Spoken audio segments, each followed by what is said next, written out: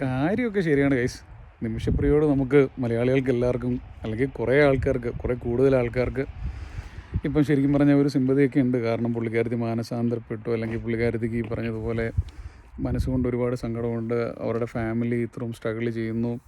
പിന്നെ നമ്മളൊക്കെ കുറച്ച് പേരെങ്കിലുമൊക്കെ, ഒരുപാട് പേര്, കുറച്ചല്ല ഒരുപാട് ആളുകൾ ആഗ്രഹിക്കുന്നുണ്ട് പുള്ളിക്കാരത്തി തിരിച്ചു വരണമെന്നൊക്കെ.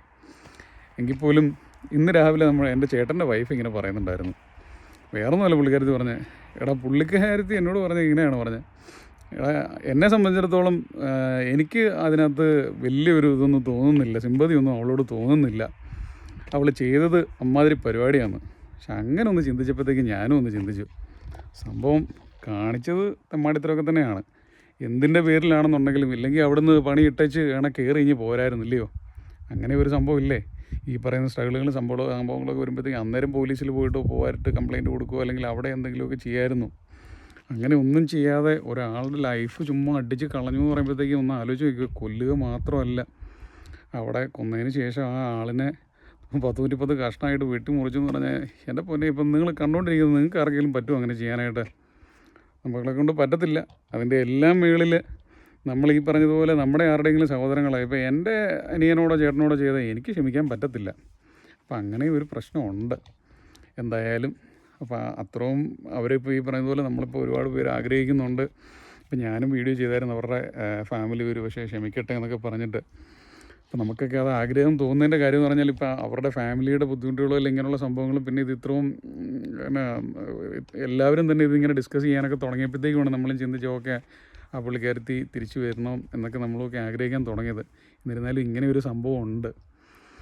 ഇപ്പം ഞാൻ എൻ്റെ മനസ്സിലിങ്ങനെ തോന്നിയപ്പോഴത്തേക്കും ചേച്ചി ഇങ്ങനെ പറഞ്ഞതുകൊണ്ടുകൂടി ഞാൻ വീണ്ടും ഒരു വീഡിയോ ചെയ്തേ ഉള്ളൂ. എന്നെ അങ്ങനെ ഒരുപാട് പേരാരും കാണാറൊന്നുമില്ല. എങ്കിൽ പോലും എൻ്റെ മനസ്സിൽ ഇങ്ങനെ ഒരു സംഭവം വന്നു. അപ്പം അത് തോന്നിയതുകൊണ്ട് ഞാനിങ്ങനെ പറഞ്ഞു എന്നേ ഉള്ളൂ കേട്ടോ. നിങ്ങൾ നിങ്ങളുടെ അഭിപ്രായങ്ങളൊക്കെ പറയാം. എന്തായാലും ഞാൻ പറഞ്ഞത് ശരിക്കും പറഞ്ഞു കഴിഞ്ഞാൽ അവർ തിരിച്ചു വരട്ടെ, നല്ല കാര്യം.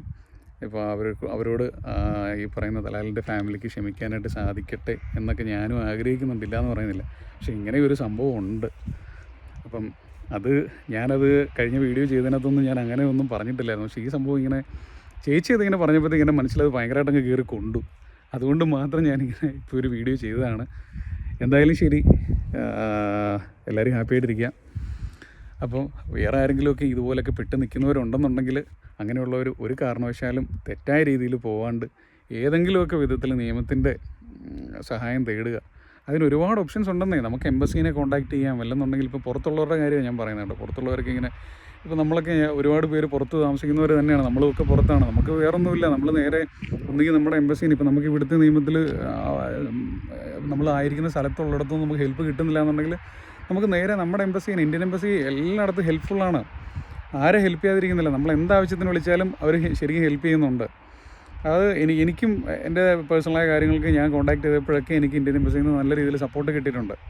അപ്പോൾ അതുകൊണ്ട് തന്നെ ഞാൻ ഇത്രയ്ക്ക് വലിയ പോപ്പുലറായ മനുഷ്യനോ വലിയ അറിയപ്പെടുന്ന ആളോ ഒന്നുമല്ല. സാധാരണക്കാരനെ ഒരു ജോലി ചെയ്ത് ജീവിക്കുന്ന ഒരാളാണ്.